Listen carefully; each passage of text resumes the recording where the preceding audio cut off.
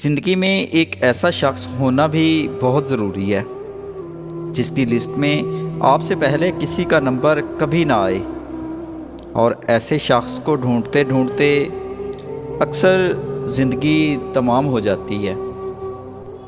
زندگی اس وقت حقیقی سانے اور دکھ سے آشنا ہوتی ہے جب دو انمول نعمتوں ماں اور باپ میں سے کوئی ایک نعمت چھن جاتی ہے۔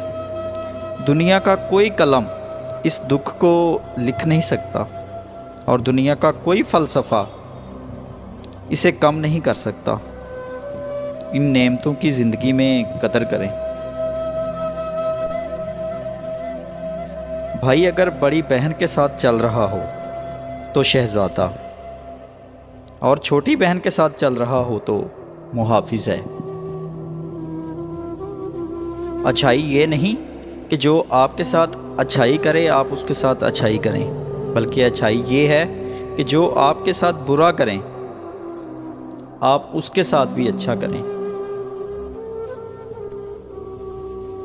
اور کبھی کبھی لہجے کی بیزاری اور اکتاہٹ جب محسوس ہو جائے تو یقین جانیے ایسا لگتا ہے کہ تمام محبت و اپنائیت منہ پر تماچے کی طرح مار دی گئی ہے، اور یہ کیفیت بیان کرنا اور سہنا دونوں ہی ناقابل بیان ہیں۔